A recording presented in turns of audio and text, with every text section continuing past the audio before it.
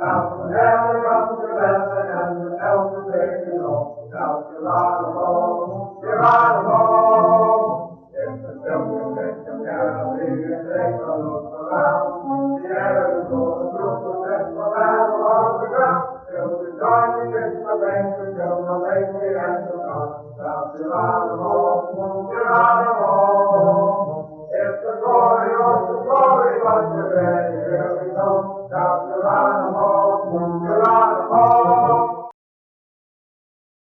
Hello friends, thank you for joining me today. My name is Jeremy Holm. I am an 11th Airborne Division historian. I'm also the author of 3 books on the Angels, When Angels Fall, the 511th Parachute Infantry Regiment in World War II, as well as Down from Heaven, the 11th Airborne Division in World War II, Volumes 1 and 2. All 3 books are available on Amazon as well as our online store. Now, I also run 2 online museums dedicated to the Angels, 511pir.com and 11thairborne.com. On both these sites, you'll find photos, videos, interviews with Angels, documents, other records, maps, so on and so forth. So make sure you check those out. And if you'd like to support this channel, if you like what we're doing, please visit our online store, 11thairborne.com/store. There you'll find our 11th Airborne challenge coins. We have hats, posters, coasters. You can get autographed copies of our books, and all sorts of other airborne items. You can also donate online to help us preserve the history of the 11th Airborne Division, and I want to thank everyone who has contributed so far. Your recent donations have gone towards some new recording equipment, which will help us improve our efforts to tell the story of the Angels. Recent donations also helped us with a research trip out to the great state of Oklahoma, my old hometown. That's right, while I was born right outside Valley Forge, I grew up in Oklahoma, which brings me to the topic of today's video, Oklahoma's own Manuel Pérez, recipient of the Medal of Honor. This is his story. The great author J.R.R. Tolkien once said, "Courage is found in unlikely places." This is the story of one of those times where the highest level of courage was displayed by someone who at first glance might seem like an unlikely source of such bravery. But looks can be deceiving, and on one fateful day in 1945, as one newspaper put it, Manuel Pérez fought for our country with the strength and fury of 100 supermen.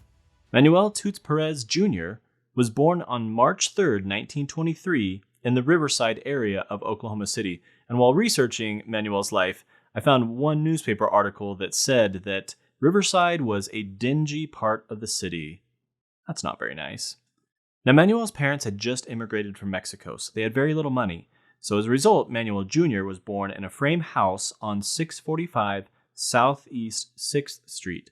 This puts his old homestead right in what is now Oklahoma City's Boathouse District. So if you ever go visit there, if you stand right in front of the fitness court and look north, Manuel's birthplace, or his home, was right across the street. The house actually belonged to Manuel's aunt, Salome Perez Cardenas, and her husband, Adolf. Now, I mentioned that Manuel's parents had just immigrated from Mexico, and their heritage of rich faith and hard work would deeply impact Manuel's life and his character. Manuel was baptized by Father Edward Soler on April 15th in the Our Lady of Mount Carmel and St. Therese Little Flower Church, which you can actually still visit today. But little Manuel's faith would soon be challenged. 2 years after the Perez family moved to Chicago's Little Village neighborhood, Manuel's loving mother Isidra died. Manuel was only 4 years old. As a result, young Manuel would be raised by his father and grandmother, Tiburcia Moncada, at 1125 South Racine Avenue. In addition, Manuel's uncle Jesse and Aunt Emily Perez stepped in to help serve as kind of surrogate parents for the future paratrooper. And it is no surprise that Manuel remained close to his uncle until his death. While their old house in Chicago's Little Village neighborhood is just a parking lot now, the Perez family always attended church at their St. Francis of Assisi parish, which is still standing today. Manuel was very active in the church's youth groups. One church newsletter said that he played on various sports teams and was an all-around social lad, noted for his dancing ability and cheerful disposition. The family's church has been a bastion of faith for local immigrants from Mexico for nearly 100 years and is symbolic of their fight against city planners who want to tear the church down. And perhaps this helps the church's anti-gentrification battle, but a memorial service for Private First Class Manuel Pérez was held in the church on Sunday, February 13th, 1949, after a procession had come down Green Street.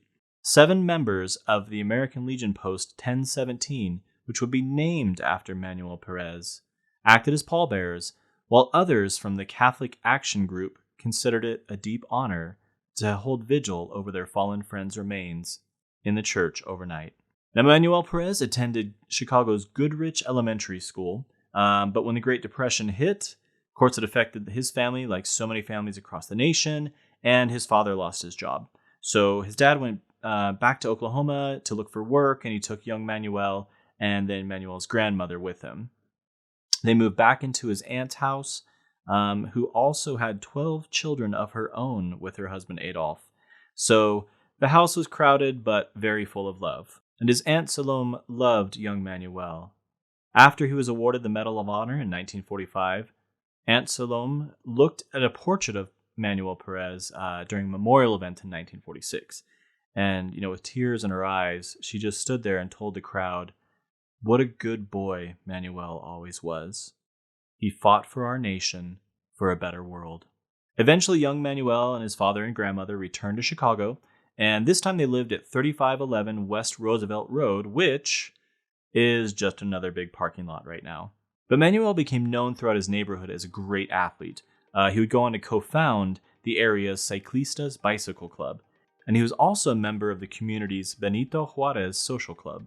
Manuel was remembered as a good-natured, just active kid. His peers gave him the nickname of Bullet because he was always on the go. He would later attend Crane Technical School in Chicago's near West Side, and then after graduation, he went to work for Best Foods, Inc. And, his uncle Jesse worked there, and I believe his father did as well. His dad lists his employment as a maintenance man at a food processing plant in the 1940 census. But for the Pérez family and for the nation itself, everything was about to change. We have to remember this is 1940, and both Imperial Japan and Nazi Germany had opened hostilities throughout the Pacific and in Europe. So while the United States remained neutral, it was pretty obvious that war was coming, so President Roosevelt enacted the first peacetime draft on September 16, 1940. Manuel went and registered with his local draft board at Chicago's Hull House. That's Hull. This is a community meeting spot for immigrants, and they attended social programs, educational, artistic programs as well. And I believe this is where Manuel met with the Benito Juarez Social Club. Now, the Hull House still stands today, although it's been moved from its original location.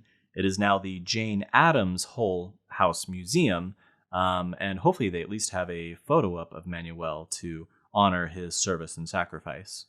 After Imperial Japan attacked Pearl Harbor on December 7th, 1941, war was declared and Manuel was inducted into the Army on January 9th, 1943. This was only a few days before Elmer Fryer, the 11th Airborne Division's other Medal of Honor recipient, joined the Army. We do have a video on Elmer Fryer's life and story, which I'll link to down below. I highly recommend you give that a listen.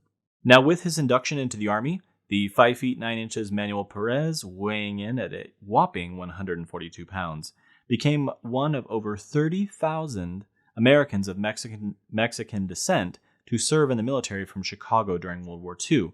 In the words of Chicago's Rafael Pérez, "There is hardly a family that does not have a father, brother, or sweetheart in active service."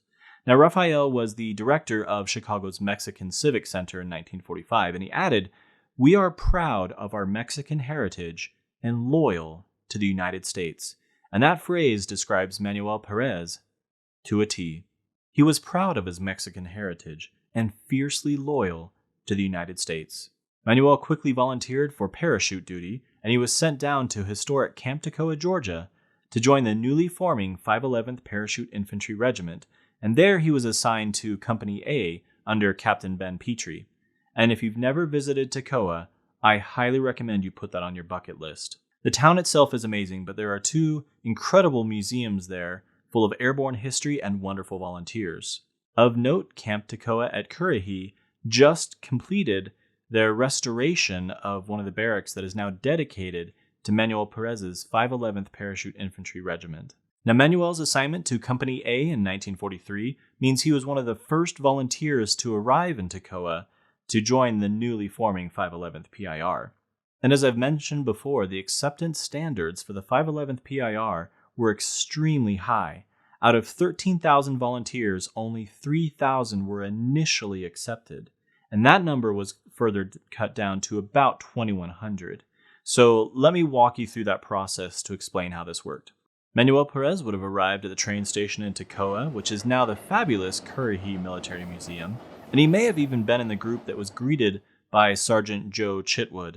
And Chitwood stood before this group of fresh arrivals and he said, "Before this war, I was a daredevil stuntman.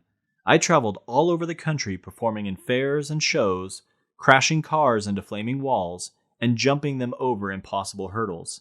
And then Joe then added, "I thought I was a pretty good man when I joined the paratroops. I was, but not anywhere near as good a man as I am now after 1 year in the paratroops." Sergeant Chitwood's words impressed the potential paratroopers.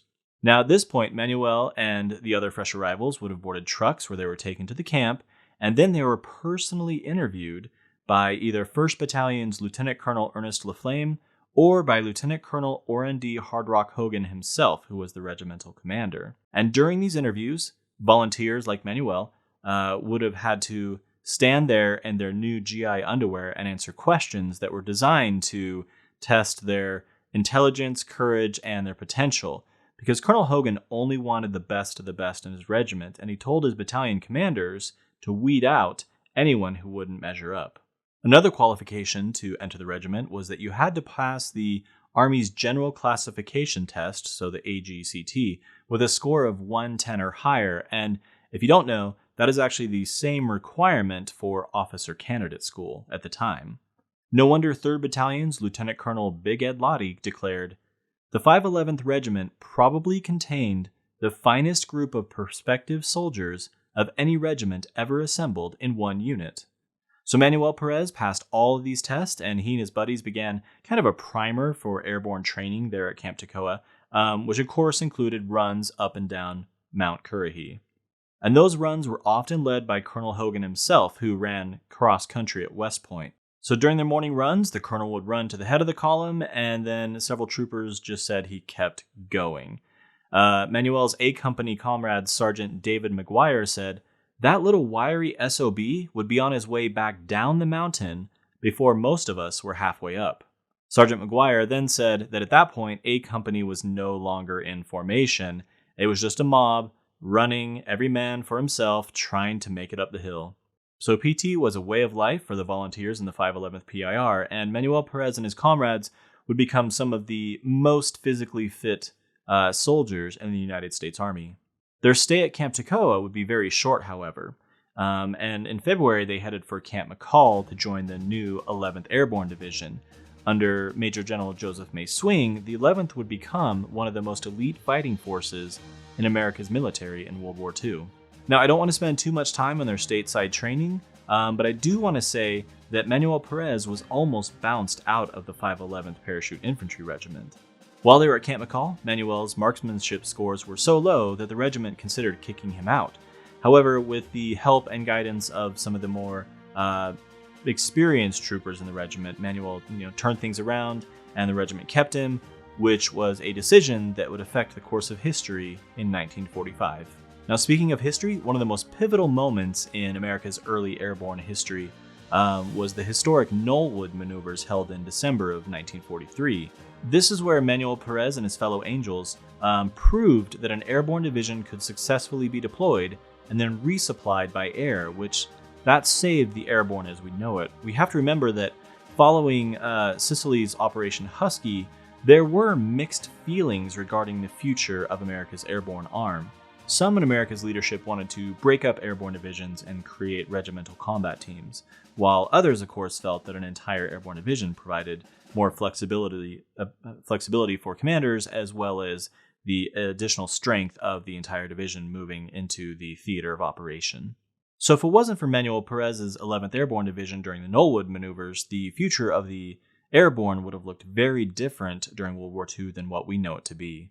After the Knollwood maneuvers, Manuel Pérez was given leave to go home, so he boarded a train bound for Oklahoma City. Now, when Manuel had entered the Army, his father and his grandmother had returned to Mexico, so they boarded a train to meet him there in the city, and the family all got together in the same one-story frame house that Manuel had been born in that belonged to his aunt and his uncle. Now, this could be when this famous photo was taken of Manuel, but I'm thinking it was likely taken at Camp McCall. But what you don't see in this photo, and what most people don't know, is that Manuel actually had a scar on his right cheek just below his eye. It was almost like a dimple when he smiled, and he smiled a lot. Everybody said that Manuel always had a big grin on his face. And during Christmas of 1943, Manuel had plenty of reasons to smile. The holidays provided a joyful reunion for the Pérez family and their neighbors. I'm sure they attended Mass together, and while their circumstances were humble, the celebrations would be enriching and memorable. And they would have to be. This was the last time that Manuel's loved ones would ever see him alive.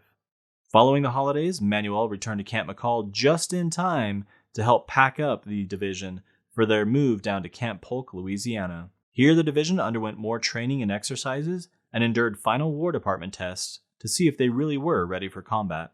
General Swing's troopers also got into plenty of fights with Camp Polk's armored units and generally caused mischief in the area. Before his passing in 2019, I was able to speak with Colonel Stephen Cavanaugh, who as a young second lieutenant had joined Manuel Pérez's A Company, but he actually arrived in December of 1942 at Camp Toccoa. I believe they might have been in the same platoon, but when I asked about the trouble that the 511th's paratroopers were causing at Camp Polk, Steve just kind of laughed and he said, "Angels, we were not." But Manuel Pérez was different. His buddies all said that he was generally quiet around camp and rarely joined in their shenanigans. However, when it came time for combat, this quiet little paratrooper could always be counted on to do the big jobs. Then on April 15th, 1944, Manuel Pérez and his fellow paratroopers were shockingly told to remove their jump wings, jump boots, uniforms, and patches. And if you know anything about paratroopers, this was insulting. While it was for security reasons, Manuel Pérez's fellow A Company paratrooper, Private First Class Stephen Hedges, said, "A paratrooper's boots are his pride and joy, right up there with mom and patriotism. Stomp on his fingers, steal his girlfriend, but don't mess with his boots." 1 week later, on April 22nd, the entire 11th Airborne Division boarded trains destined for Camp Stoneman, California. Here they made final phone calls home, filled out their GI insurance forms and their wills, and spent about 2 weeks being fattened for the kill, as one paratrooper said. One day, Manuel's A Company joined the regiment for a little hike on Camp Stoneman's road march area. Colonel Hogan had heard that a former unit had set the road march record, and of course he knew that his boys could do better. So he led the regiment off one way, and they actually lapped another unit that had started before them out on the course. B Company's PFC Burt Marshall noted that Hogan got a good laugh when one of that unit's soldiers, who was sitting down rubbing his sore feet, he stopped and he's watching the 511th pass, and he shouted, "Man, who is that crazy guy leading you all? He must really be crazy." So Colonel Hogan got a good laugh, and of course he was proud of his boys because they ended up beating the former unit's record by nearly an hour. Manuel's 511th then sailed for New Guinea in May of 1944, and upon arrival they discovered that those former orders to remove their jump wings and boots and everything were just completely pointless. The Japanese knew they were coming. When the 511th's transports reached New Guinea, they were actually identified by Tokyo Rose on the radio, who said, "Welcome to the 11th Airborne Division. We know where you are. You will never make it to New Guinea." D Company's PFC Elmer Hudson said, "That sent chills up my spine."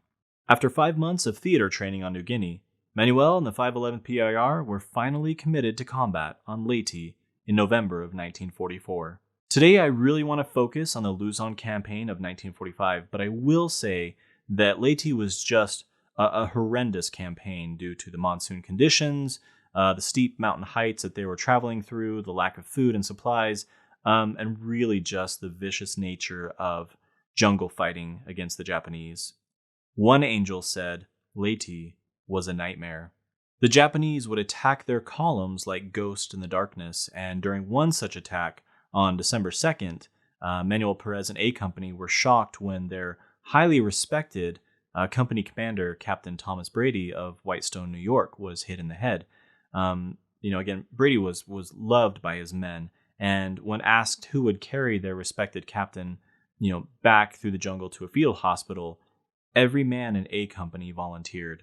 As the regiment continued westward and over the heights, it was actually a patrol from A Company that found the first evidence of the enemy's main supply trail that was running through the mountains. And we have to remember that this was one of the main reasons that the 11th Airborne Division was sent over the island.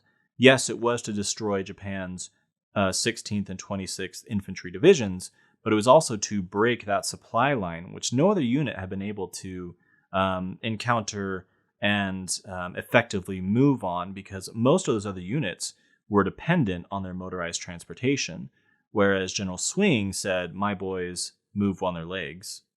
Now, I don't know if Manuel Pérez was in this initial patrol from A Company that found the trail, but I do know that he was becoming highly respected as a very capable fighter on Leyte. During one engagement, while their patrol was withdrawing through a very narrow ravine, Manuel Pérez volunteered to hold the rear, and he was, his buddies remember watching him backing out of that draw, firing on the enemy so they could all move in front of him safely. They were all very impressed with this little paratrooper. Now, that draw that A Company was coming out of was actually only a short distance away from the ridge where Private Elmer Fryer would make his one-man stand and earn the Medal of Honor. In fact, these actions took place just a few days apart. So again, if you want to hear Elmer's story, we'll put the link to his video down below. But after more than 30 days of combat, the 11th Airborne Division finally came down from Leyte's Heights down to Ormoc Bay on Christmas Day of 1944. I Company's Staff Sergeant James Bull Hendry said, "Most of us still walking were 30 to 40 pounds lighter than we had been a month earlier. Many had minor wounds, and we all had the GIs and jungle rot." G Company's David Webb said, "Battles across Leyte produced a truly pitiful-looking bunch of paratroopers.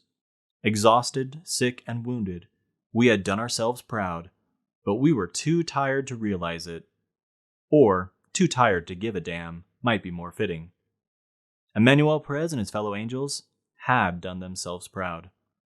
They took everything the jungle and the enemy could throw at them, and they came through victorious. As Regimental Sergeant Major Frederick Thomas declared, the 511th PIR withstood combat experiences in the mountains that would have ruined an ordinary Army unit. The Angels were told they had eliminated 5,760 of the enemy during just 5 weeks of fighting, but the 457th Parachute Field Artillery Battalions, Captain John Conable pointed out that count of enemy dead was probably low because of the nature of the terrain. Once final reports came in, the tired 11th Airborne was told that the Japanese had lost 45 soldiers for every fallen angel. But those victories had come at a cost. Manuel's 511th PIR was down to 60% strength, and Regimental Surgeon Doc Wallace Chambers estimated that their remaining men needed 6 weeks to recover, and that's all they would get. The battle for Luzon was about to begin, and the Angels were needed. At this point, the 11th Airborne Division was attached to and really basically made up the U.S. 8th Army under General Robert Eichelberger. This was for Operation Mike 6, and Eichelberger had been tasked by General Douglas MacArthur with pushing up towards Manila from the south, while U.S. 6th Army continued pushing down towards the city from the north. So to achieve this goal, Manuel Pérez and the 511th PIR would jump on Tagaytay Ridge on February 3rd, 1945. The rest of the division had been pushing towards the ridge after landing amphibiously at Nagsubu. During A Company's drop on the ridge, PFC Leroy Pop Franklin looked up to check his canopy, and he saw Private William Exline, fighting near streamer. So, Pop, thinking quickly, of course, reached out to grab Bill and a big bear hug, and they both rode Pop's canopy down to the ground. Now, I don't know if Manuel saw this happen, but General Douglas MacArthur may have. He was actually flying around in his personal transport just to watch the Angels drop on the ridge. Now, once on the ground, the Angels began pushing straight for the city, and they had to do it fast because, of course, the Japanese were beginning their vicious rampage throughout the city. As Manuel Pérez and A Company were pushing into Manila, they were going into the city, and then they were passing just these long columns of Filipino refugees that were fleeing the city.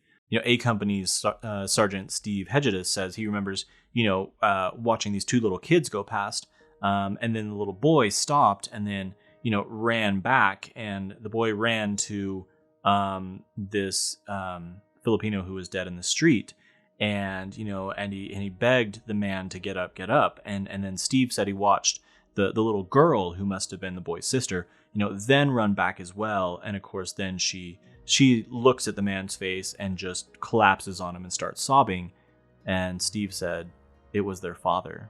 The fleeing refugees told A Company just unbelievable stories of Japanese cruelty. Everything from killing babies with bayonets to raping women and girls of all ages to setting houses on fire with families still inside, just horrific massacres and so on. Just one example that stands out to me is when A Company was, walking through, some of those lines of refugees, and this Filipina mother came up to them, and she's pulling a wagon, and, she's crying and she's asking them for help. And, Tech Sergeant Edmund Harris, he said, I remember looking down into the wagon, and I saw a little girl whose nose, mouth, just her jaw had been shot away.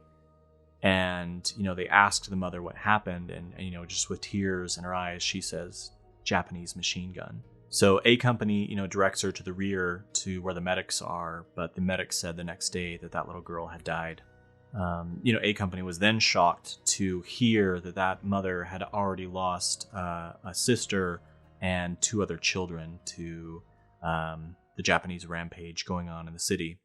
I do want to say that despite the hells they were fighting through, the Angels were actually, greeted by the Filipino people as liberators. And, as they passed through these towns, there just crowds would gather, and there'd be impromptu bands thrown together to, play marches and so forth. And, the Angels were given wine in one city, but then also fresh fruit and eggs and, chickens. Just, the Filipino people were just saying, thank you for coming to help us. A Company's Steve Hedges said that, as they were going through one town, he said the whole town came out to greet us. We were the first Americans they had seen in 4 years. Hail the liberators. The euphoria of new freedom and the promise of a better life was in the air. We were the symbol of better days ahead. But those better days were still far ahead, and the Angels' campaign to retake Manila would be bloody. The 11th Airborne Division had to face and then destroy Japan's Genko line. My grandpa once told me that this was just a monstrosity of defensive fortifications. It was a line that ran along the city's southern edge. And along this line, the enemy had constructed, cement pillboxes and placed, their large guns. And this included naval guns that they had taken off the sunken ships out of Manila Bay. So they bring in the naval guns, and then they're bringing in these anti-aircraft guns. And, of course, they're all leveling them on the horizontal. And then there's smaller pillboxes and emplacements that are manned with machine guns, and then other positions that are manned by Japanese soldiers with, grenades, and everybody's told to, of course, fight to the death. The Angels actually faced so many of these big guns during their push into Manila that the 188th Glider Infantry Regiment's Captain Leo Crawford, Leo had actually been in the 511th PAR in my grandpa's D Company. But he got into a little bit of a boxing match stateside, so General Swing sent him over to the gliders as kind of a punishment. But Leo gets on the radio, and all these big guns are going off, and he says, tell Admiral Halsey that he can stop looking for the Japanese fleet. It is dug in on Nichols Field. But when you throw in, the landmines and the interconnecting tunnels and the snipers and just... this fight for an airborne division, which was already under strength and depleted by their battles for Leyte, was just an incredible accomplishment that the Angels succeeded in achieving. And you can see why so many of the Angels considered Manila as one of their toughest battles. And it was starting to prove costly. After 10 days of fighting, Manuel Pérez's regiment had been decimated. PFC Kenneth Hahn noted, "Up around Parañaque and Nichols Field and Fort McKinley, we had over 300 killed and 800 wounded in 10 days.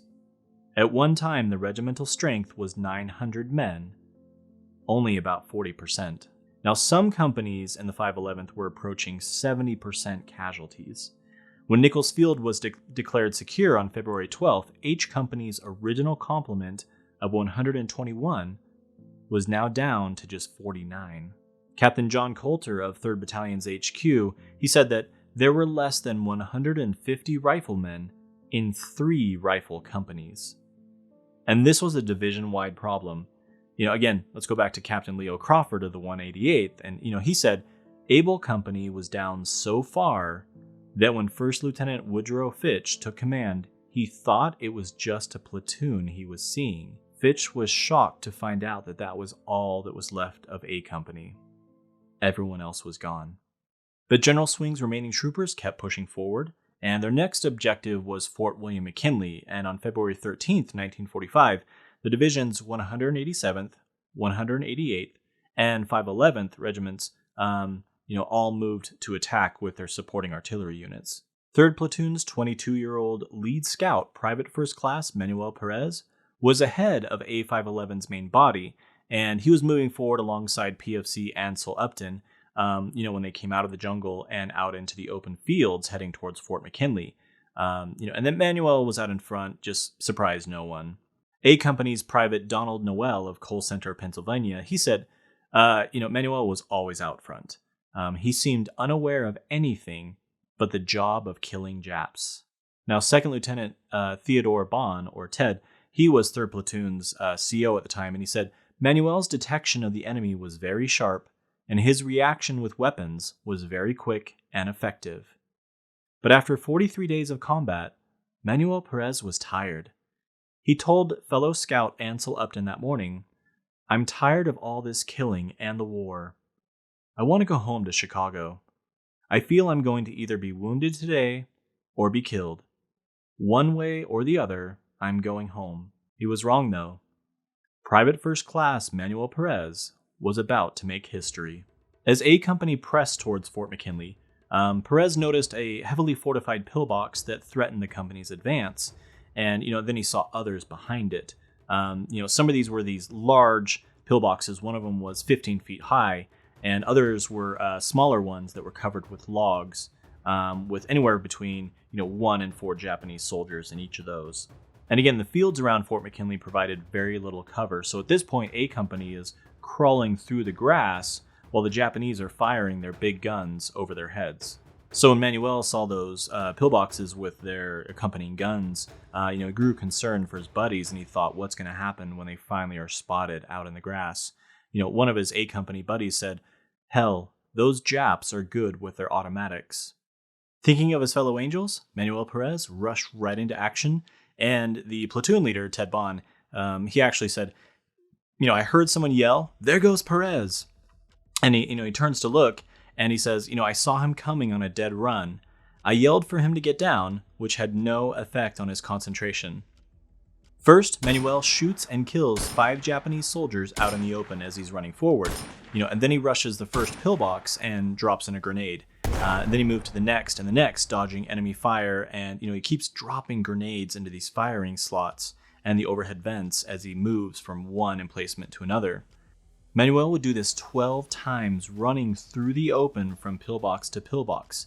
And the whole time, A Company's 3rd Platoon is, watching him do this, and they're doing their best to provide covering fire.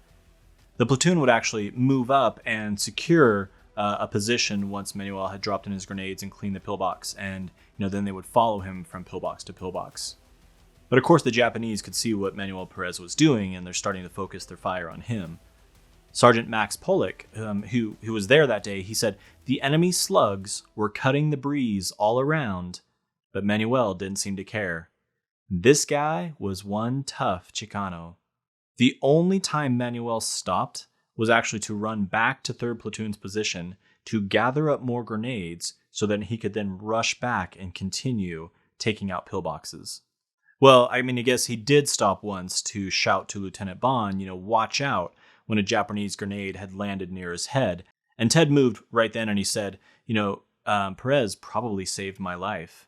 Now, at this point, this is when Manuel reaches the big bunker, where he could see two 50 caliber machine guns sticking out of the firing slots. And, and of course he thought about how much damage those guns could do to his buddies. So 3rd Platoon watched Manuel, flip the spoons off 2 grenades and then throw them, get them into the firing slits. And then Manuel climbs up on top and he drops in 2 white phosphorus grenades down into the pillbox itself. Now those go off and Japanese in the surrounding areas, start, firing at Manuel, who's now lying on his stomach on top of the pillbox. So as smoke starts to pour out of the vents, 3rd Platoon is watching this, and Manuel just kind of turns his head to look at him, gives him a big old smile, and just does the, I'm okay. Manuel then attacks the smaller pillbox right next to the big one. This would be his 12th position of the day. Manuel fires his M1 Garand right into the firing slot, killing 4 Japanese, and then he takes another grenade and throws it inside, and this just really kicks off the hornet's nest. The combined enemy crews start withdrawing through the rear of this position, but Manuel is ready for him. He drops down and he shoots 4 of the Japanese, so Manuel reloads and then he kills 4 more Japanese, but he's so busy firing that he fails to notice that there is another Japanese soldier charging him. So Sergeant Max Pollock, back on in 3rd Platoon's position, shouts, watch out. And, Manuel looks over just in time and reacts as the Japanese had thrown his rifle with the bayonet towards Manuel, who blocks the rifle with his own rifle, which of course, knocks his gun out of his hand. So Manuel reaches down and grabs the Japanese rifle, which had stuck in the ground, kind of like a javelin, and he picks it up and he kills that charging Japanese soldier with his own weapon. Manuel then kills 2 more Japanese soldiers with the Japanese rifle's bayonet, and then he uses the rifle's butt to club 2 more Japanese soldiers to death. Manuel Pérez then runs into that pillbox to bayonet the last Japanese soldier inside. So Manuel Pérez, this tough little Mexican-American from Oklahoma and Chicago, killed 18 Japanese soldiers while taking this last pillbox. And sometimes you'll see that reported when stories of Manuel Pérez are told, but 18 is nowhere near the total count of the day. A Company's Sergeant Max Pollock pointed out, among Manuel's grenades, rifles, and bayonet, the count of dead Japs was more like 75. It should come as no surprise that 1st Battalion's Major Henry Burgess immediately gave orders for a Silver Star commendation to be written up when he heard about Manuel's actions at Fort McKinley. However, that commendation came back as rejected 2 days later, and I quote, they were told, the quota of Silver Stars has been filled. Well, you can imagine how angry Major Burgess, who was a tough Wyoming cowboy, was. He said, indignant, I went over the site of the fight that Pérez had waged and personally wrote the citation and prepared maps to support the action, obtained several corroborating accounts of the soldiers who saw what he had done, and recommended that Manuel be granted the Congressional Medal of Honor. Well, General Swing approved, and he forwarded the supporting documents, and on February 28, 1945, just 10 days after his one-man assault on the enemy's fortifications, Manuel wrote to his uncle, who was now Private Jesse Pérez, also serving in the Pacific Theater. But Manuel wrote, Uncle, they are putting me in for a medal, and it's not the Purple Heart. You will be surprised how big it's going to be. Now, 5 days after Manuel writes this letter, the 11th Airborne performed their famous raid on the Los Baños internment camp, where they rescued over 2,100 men, women, and children from behind enemy lines on February 23, 1945. This is one of the most historic rescues of World War II, and if you have not yet watched our video on the raid, I'll put a link down below for you. But most who have heard about the raid on Los Baños know that it was the 511th PIR's Company B which jumped on the camp. What a lot of people forget is that the rest of 1st Battalion came across Laguna de Bay in the Amtraks. That includes Manuel Pérez and A Company, which, under the command of Lieutenant Harold Fraker, actually moved to block any enemy movement on the east side of the camp. And then once things really got moving, Manuel Pérez and A Company joined the rest of the rescuers on the shoreline, and then they all boarded the Amtraks and crossed the lake back to Mamatid. So Manuel Pérez was actually one of the rescuers of Los Baños. 3 weeks later, on March 14th, 1945, Manuel Pérez and A Company were ordered to help take Santo Tomas. And this is Santo Tomas, the city, not the prison camp. The prison camp had already been liberated back in February. Now, codenamed Gypsy Red on the Angels radio net, at 9:50, Able Company's 2-platoon patrol moved towards Santo Tomas from the railroad crossing to the east. And I'm sure you're going to be very shocked to hear that Manuel Pérez was right out front. As one newspaper put it, Manuel fought his way out of many scrapes in the Philippines and always went back for more by volunteering for patrol duty. Now, the southern half of Santo Tomas had been bombed the day before, but the northern half was relatively untouched. In addition, the morning's artillery barrages had landed mostly in the south, so Manuel was the first Angel to enter the city. And of course, again, when he does, finds those 2 Japanese soldiers. They open fire on him. He kills them. And those 2 Japanese soldiers had friends. So they open up on Manuel Pérez, and Manny's friend, PFC Earl Redisk, was with Manuel at this point. And Manuel turns to Earl and says, "Come with me. We'll go around the left flank and come in behind them." So with the rest of A Company's patrol, moving in, Manuel and Earl went forward a few hundred yards. They jumped the fence, advanced 20 more yards, and then that's when they really started to encounter heavy enemy fire. PFC Redisk said later, with some respect, he said, "You have to give the Japanese credit for anticipating your maneuver." A Company's 2 platoons would soon find out that the Japanese strength in Santo Tomas consisted of a reinforced company, most of whom were dug in under the houses. One of those A Company troopers said, "We ran into heavy machine gun fire from Japanese positions in the ditches. Then they started throwing mortars at us." So as things are heating up, Manuel Pérez takes cover behind a coconut tree, while Earl Redisk, he said he tried to get low behind some banana trees about 30 feet from Manuel's position. Earl actually said that a few seconds later, he looked up and he counted 6 bullet holes in the leaf right above his head. And he would later say that at this point, his canteen and his webbing had been shot away.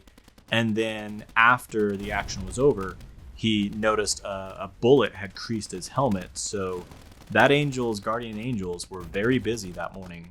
Now at noon, A Company's patrol decided that they needed to follow their standing orders to withdraw if they encountered heavy opposition. So Manuel asks Earl for covering fire, and Earl obliges, but the enemy fire is just so thick that Manuel says, "I can't move." And so Manuel tells Earl, "You go, I will cover you."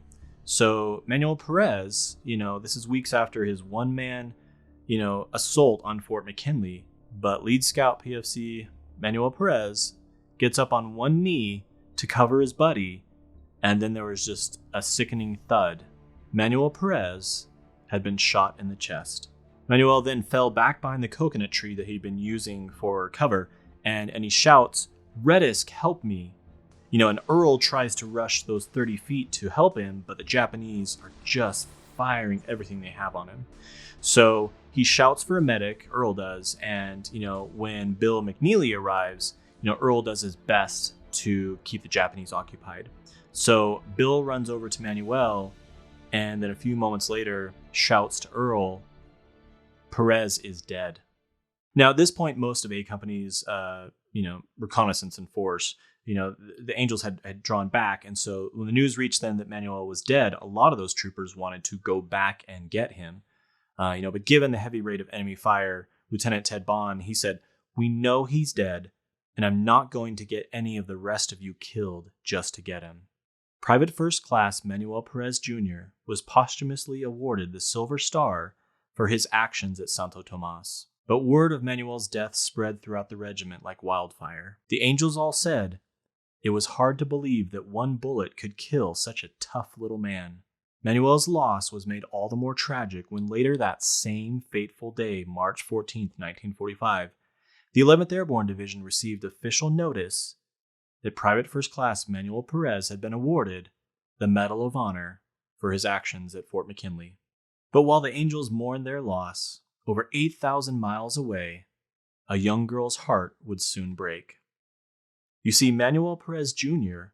was engaged at the time of his death. His fiancée was 18-year-old Mary Torres, a beautiful girl who lived 1 mile from Manuel's Chicago home, practically the girl next door. The two had met at a wedding in 1942 and were inseparable until Manuel's induction into the Army in 1943. Mary would say, "He was to bring home his parachute for my wedding dress." She described Manuel as a cheerful, happy-go-lucky fellow who would only fight when he or his loved ones were insulted. And while they only had 3 years together, Mary would go on to say, "People may not think that I have much to remember him by. Just a shell necklace, a tiny diamond, and a few hundred letters. But I have proud memories that very few girls will ever have in a lifetime." Mary Torres, like the nation, would never stop honoring Manuel's memory. And if anyone knows what happened to those hundreds of letters between Mary and Manuel, I would love to see them. What a treasure trove of the life and love of this American hero. 4 months later, on July 19, 1945, the entire 11th Airborne Division participated in a review for General Walter Kruger, where numerous medals were presented, including the announcement of the 2 Medals of Honor for Manuel Pérez and Elmer Fryer, both of whom had been killed in action. Then, when the 11th Airborne Division moved to Japan for occupation duty, Manuel's 511th PIR dedicated their chapel at Camp Hogan, the Manuel Toots Pérez Chapel. And given Manuel's deep faith, I can't think of a better way for his fellow angels to honor him. Manuel was the 7th Mexican-American to win the Medal of Honor. On February 22, 1946, Manuel's medal was presented to his father on the international bridge between Laredo, Texas and Nuevo Laredo, Mexico, where Manuel Sr. had moved to open a successful meat market. The awards ceremony was held during a celebratory bullfight in Mexico that honored both Manuel Pérez and George Washington's birthday. Manuel's medal was presented to his father by General Jonathan Wainwright. Yes, that Jonathan Wainwright, the one tasked with defending Corregidor in 1942 after General Douglas MacArthur left for Australia. General Wainwright endured 3 years as a prisoner of Imperial Japan, and when he was finally released in 1945, he flew to Japan to meet with General MacArthur at Tokyo's New Grand Hotel. There, General Wainwright actually passed Manuel's fellow 11th Airborne Angels, who were acting as General MacArthur's honor guard at the time. I'm sure General Wainwright would be pleased to know that Fort Wainwright in Anchorage, Alaska, is now home to the mighty 11th Airborne Division Angels. After giving Manuel Sr. his son's Medal of Honor in 1946, General Wainwright stood before a crowd of thousands and told them of the heroic sacrifice and service of the brave little Chicano, Private First Class Manuel Pérez.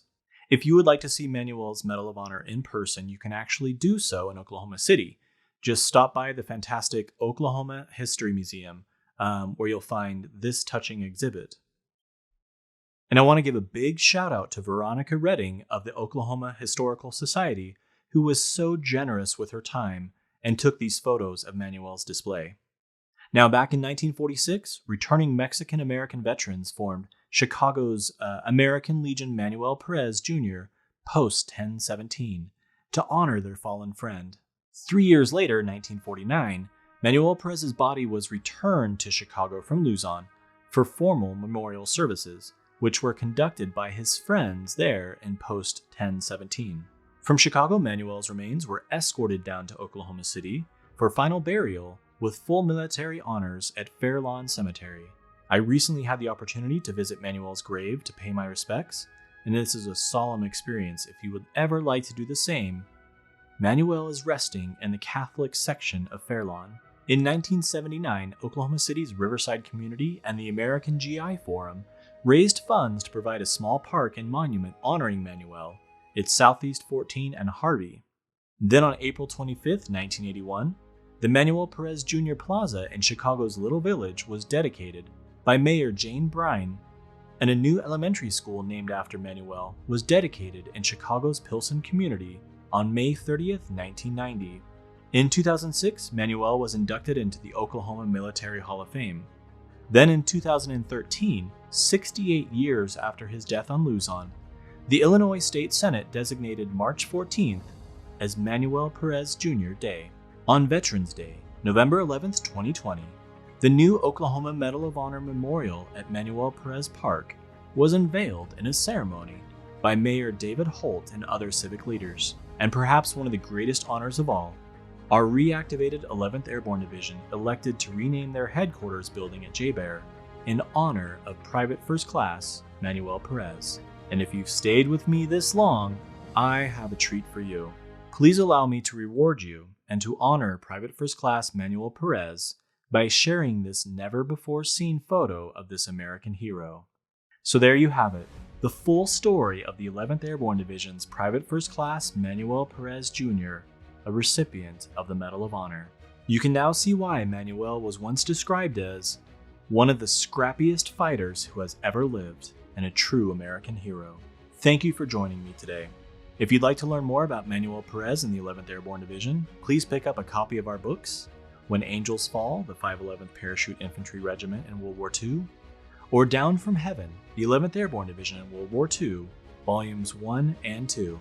Be sure to visit our online store at 11thairborne.com/store.